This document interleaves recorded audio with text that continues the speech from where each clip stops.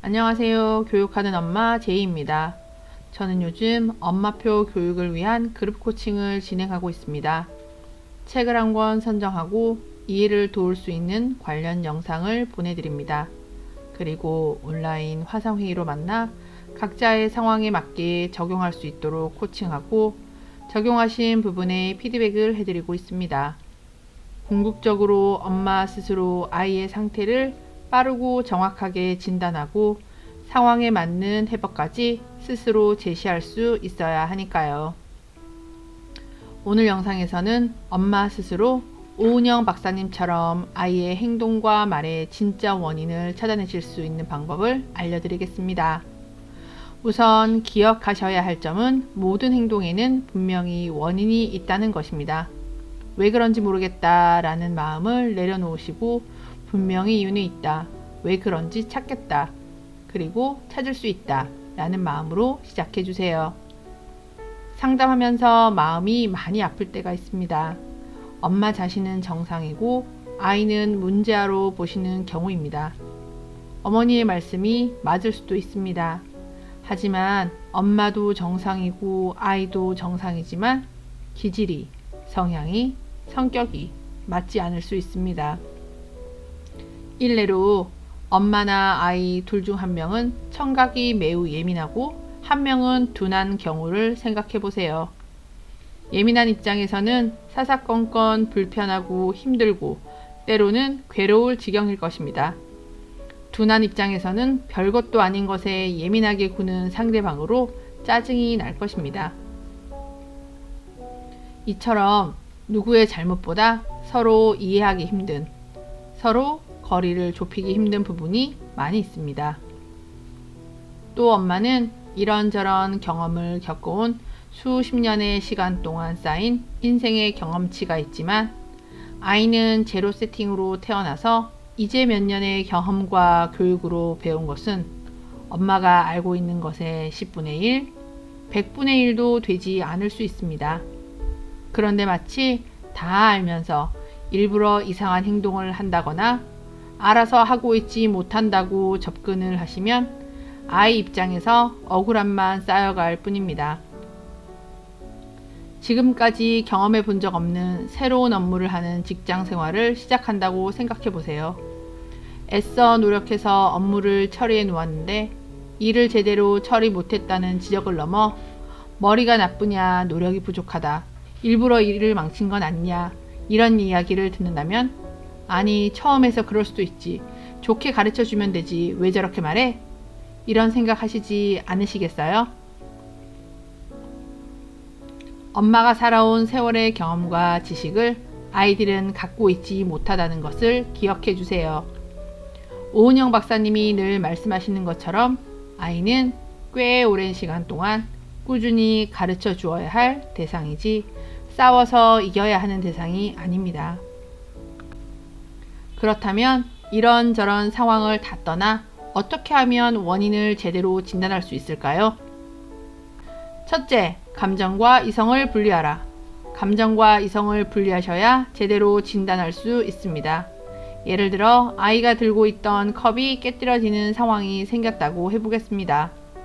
컵이 깨진 것은 화를 낼 일이 아닙니다. 실수로 깨뜨렸다면 주의할 수 있는 방법을 가르쳐 주실 상황입니다. 일부러 깨뜨렸다면 이 또한 이런 행동을 하면 안 된다는 것을 가르쳐 주실 상황입니다. 엄마도 놀랄 수도 있고 화가 나실 수도 있습니다. 하지만 감정적으로 대처를 하시면 그 상황에서 가르쳐 주실 것을 제대로 가르쳐 줄 수 없고 아이는 배워야 할 것을 놓치게 됩니다. 결국 서로에게 감정만 남게 됩니다. 쉽지 않을 수도 있습니다. 하지만 심플하게 대응하시는 것을 연습하셔야 합니다. 컵이 깨지는 것과 같은 단순한 사고 상황이 아니라 지속적으로 발생되는 문제 상황도 같습니다. 형제 간의 싸움, 말하는 태도, 핸드폰 사용이나 공부에 대한 것. 어떤 문제 앞에서도 감정과 이성을 분리하셔야 제대로 진단하고 대처하실 수 있습니다. 둘째, 엄마가 제공한 환경에 원인이 있다. 엄마 아빠가 주 양육자인 경우가 대부분이죠. 혹시나 할머니가 키워주시는 경우라도 케어하시는 시간이 긴 것을 보통 주 양육자라고 하지만 할머니에게 맡길지 아닐지, 학원을 보낼지 말지 등 어떠한 환경을 제공할지에 대한 결정은 엄마가 하시는 경우가 대부분입니다. 아이에게 일어나는 일들은 아이에게 제공된 환경이 원인이고 결국 제공될 환경을 결정하는 엄마가 원인 제공자이다. 좀 억울하실 수 있지만 원인 제공자이기에 엄마 스스로 원인을 정확히 찾아내실 수도 있다는 뜻입니다. 제가 만약 수년간 피자와 콜라만 먹었다면 제 몸은 어떨까요? 상상이 가시나요? 책상 위 화분에 콜라를 따라준다면 아마도 하루 이틀 내에 죽을 것입니다. 하지만 사람은 그렇게 죽지 않죠. 그래서 살아있다, 괜찮다 라고 생각하지만 제 몸의 실제 건강 상태는 그렇지 못할 것입니다. 각종 질병의 원인들이 생겨나고 있을 테고 수명도 줄어들었을 것입니다. 그 이유는 무엇일까요? 제 피와 살, 뼈와 머리카락, 모든 생체 조직의 구성 성분이 피자와 콜라에서부터 얻어진 영양소로 이루어졌기 때문입니다. 그런데 먹는 것만일까요? 호흡하는 공기의 질은 어떨까요? 향기로운 냄새와 맛있는 냄새가 아니라 악취에 시달린다면 어떨까요? TV나 게임 등으로 폭력적이고 선정적인 것을 보고 욕설을 들은 것과 아름답고 교육적인 것을 보고 사랑의 대화를 들은 것과 같을까요? 결국 오늘의 나는 지금까지 내가 보고, 듣고, 느끼고, 호흡하고, 먹은 것이 나를 구성하고 있는 것입니다. 그렇습니다. 내 아이는 내가 제공한 환경에서 보고, 듣고, 느끼고, 호흡하고, 먹은 것이 오늘의 내 아이입니다. 상한 음식을 먹으면 바로 배탈이 나서 표시가 나지만 인스턴트 식품을 하루 이틀 먹는다고 해서 당장 건강에 표시가 나지 않습니다.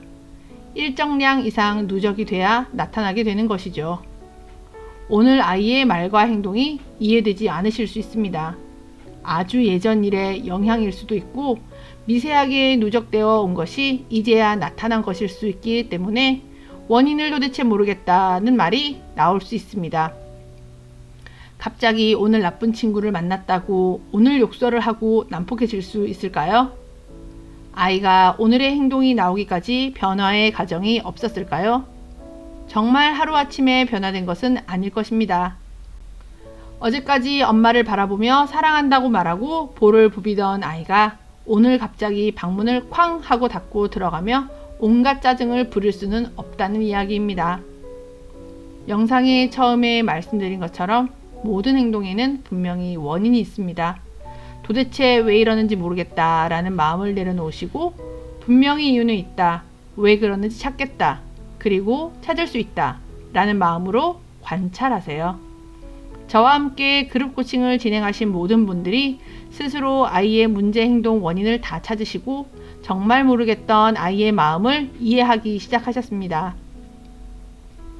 아이의 오늘의 문제 행동은 아이가 묻는 말에 매번 반응을 뒤로 미루고 기다리라고 말한 것 때문일 수도 있습니다.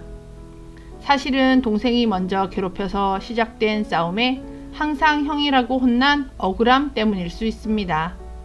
실수로 벌어진 일을 고의로 벌인 사고로 받은 오해 때문일 수 있습니다.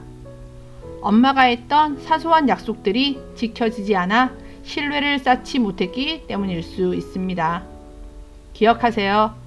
우리의 몸의 구성 성분은 어제까지 내가 보고, 듣고, 느끼고, 호흡하고 먹은 것이 오늘의 나입니다. 따라서 아이의 몸과 마음의 구성 성분은 엄마가 먹인 음식과 나눈 대화, 그리고 집 안팎 환경들입니다. 그렇기 때문에 아이의 문제 행동, 아이의 마음, 엄마가 분명히 원인을 찾고 정확하게 진단하실 수 있습니다. 상황 앞에 감정과 이성을 분리하세요. 그리고 무엇을 먹였는지, 무슨 말을 했는지, 어떤 것을 보여주었는지 확인해 보세요. 반드시 찾을 수 있습니다. 그리고 오늘부터 우리 아이에게 어떤 것을 먹고, 듣고, 보고, 느끼게 하실지 결정하세요. 오늘의 결정이 몸도 마음도 건강한 아이로 반드시 잘 자라게 할 수 있습니다. 응원하겠습니다. 오늘 영상이 도움이 되셨나요? 다음 영상도 기대해 주세요. 감사합니다.